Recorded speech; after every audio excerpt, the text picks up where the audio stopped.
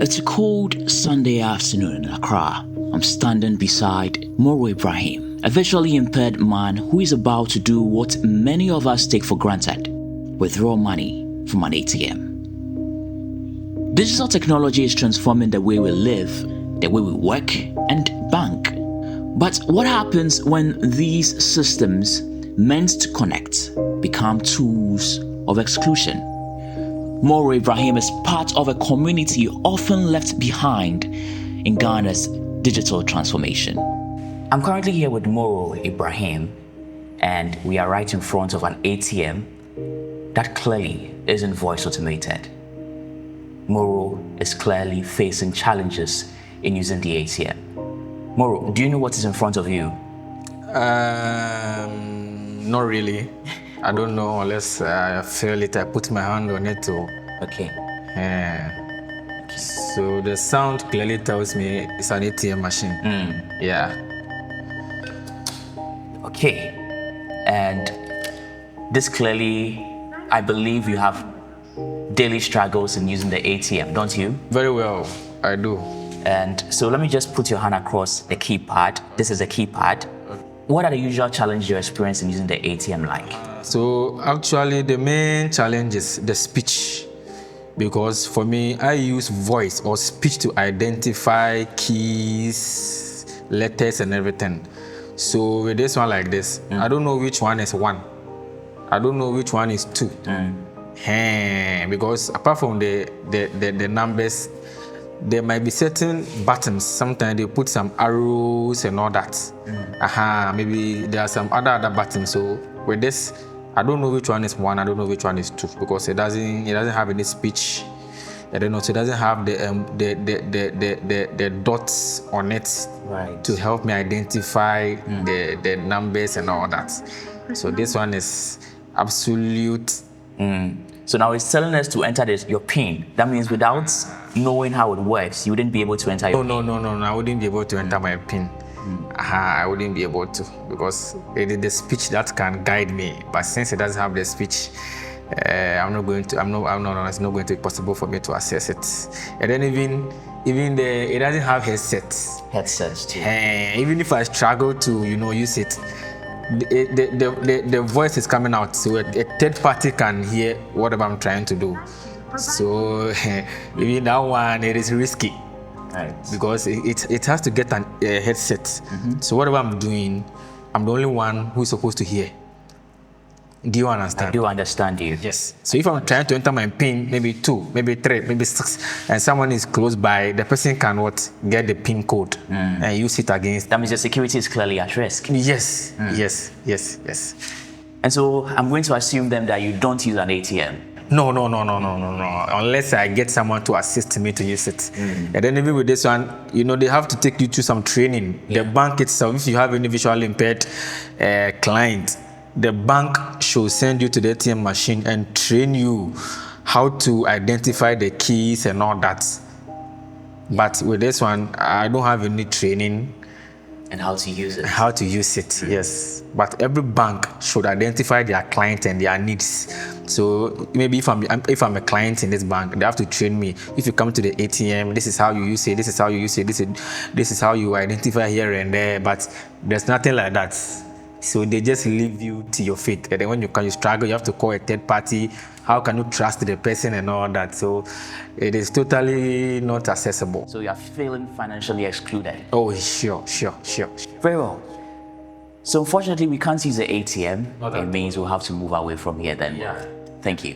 Financial services are supposed to be inclusive, but for persons with disabilities, the system is far from that.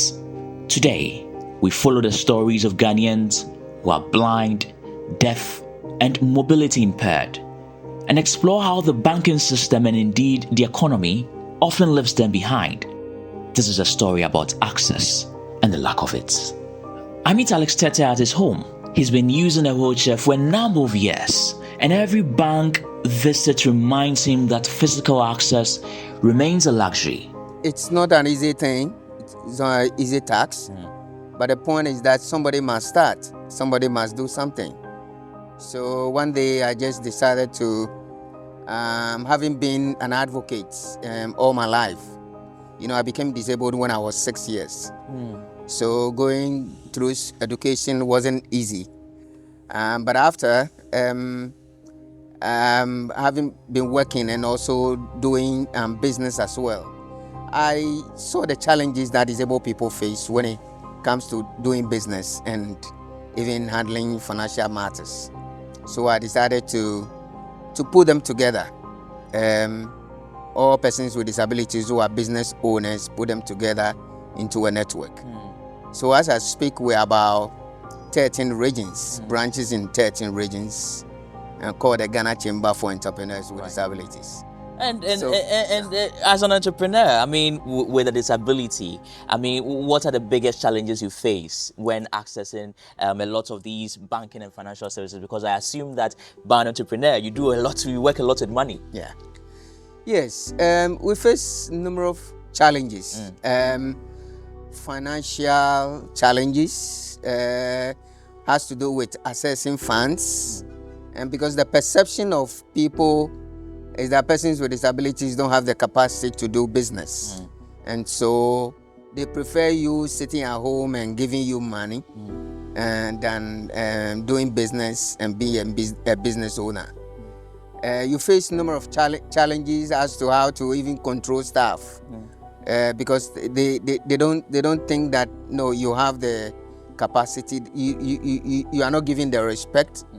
I mean, within your own staff and even people coming from outside, because sometimes you sit in your office and people bypass you, being the boss. They don't imagine that you can be the boss. They go rather than they are pointed that that's the boss seated there, and then they come back and say, we are sorry.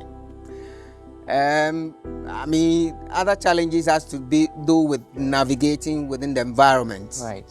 It's very serious. And these are the physical barriers, Physical barriers. Physical barriers is a huge thing, because as an entrepreneur, you need to be able to move from office to office,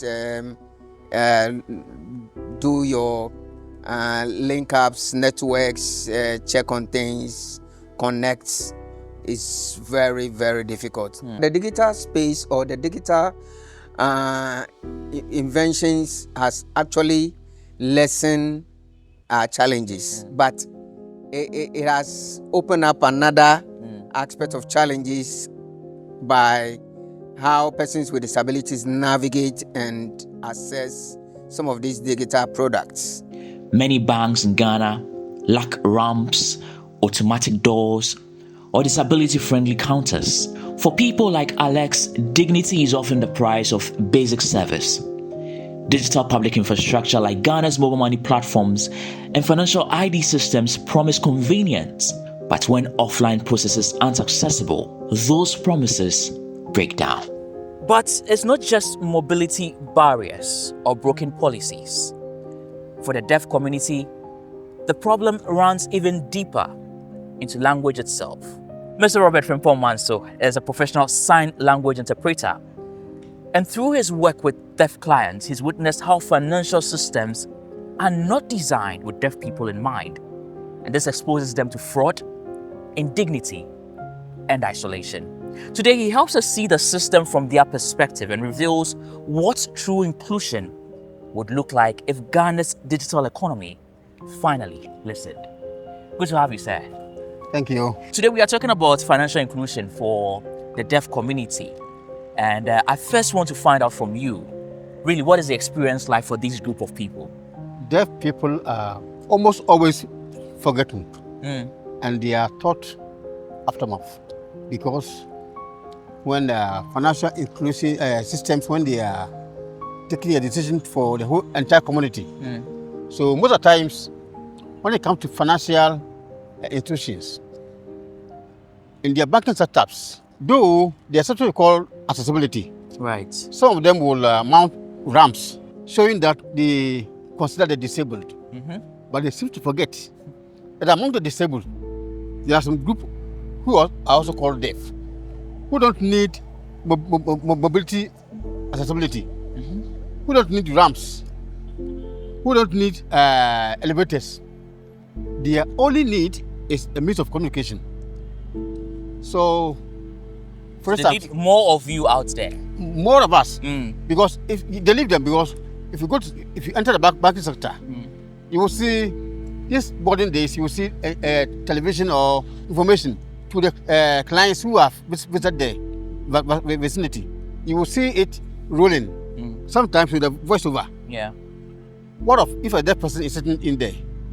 How would that deaf person also get to know the important information that is being passed out in the premises? Right. So they forget them because of the challenges. They only rely on, not only per se, most of them rely on visual information. Right. That is sign language. Most of them rely on sign language. If like I'm saying, in this vicinity, there's a monitor there or TV, some words are flowing. You will think they can read and understand. Yeah. Most of them will never understand. Right. Interesting. Unless you do it in sign language, in their local language. Because sign language too is a means of communication for some specific group, which are deaf people. So they mostly rely on sign language interpretation. So if you don't consider them, then they will come to your bank, and there's an announcement.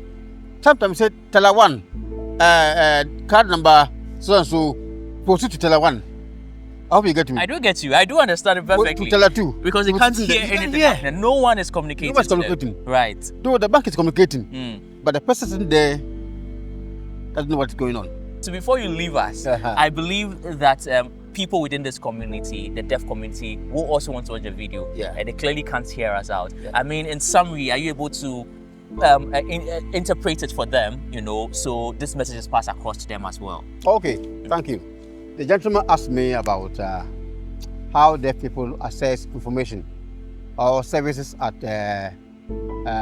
telcos, companies, or at the banks. Are the services accessible to them?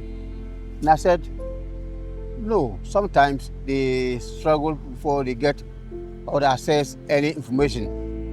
Even at the customer service, they always are thought later. So we need to find a way to assist them that deaf people can also access whatever information that is given to the general public. Thank you. The hearing impaired often go to the bank and find no one who understands them. No interpreters, no visual guides. They're expected to read lips and writes. But what if you didn't go to school or use written English comfortably? Even mobile money isn't simple. To register, you have to answer verbal questions. Vendors don't understand sign language. And deaf people are forced to involve others in private transactions. That's certainly not secure. My name is Dr. Hayford Mensah Ahirakwah. I am a senior lecturer at the University of Ghana, a development economist for that matter. I also work as a fellow with Africa Policy Lens, is a think tank that focuses on supporting different African governments to align their public policies to support their citizenry. So a number of things could be, of course, that is why we have in every country the regulator. When it comes to the central bank, usually is a regulator to making sure that they keep banks, commercial banks in line, and other financial institutions in line to serve every citizenry. Now, in our context here in Ghana, the Bank of Ghana is the regulator, and so they actually have a division that is responsible for monitoring and making sure that banks are compliant to all the frameworks, the laws that they have put together. And one such is a framework that more or less encourages that automated teller machines, ATMs, should be friendly to all manner of persons. But you see, the point remains that the banks are profit-making businesses. And so they are looking at what is it that gives them profit.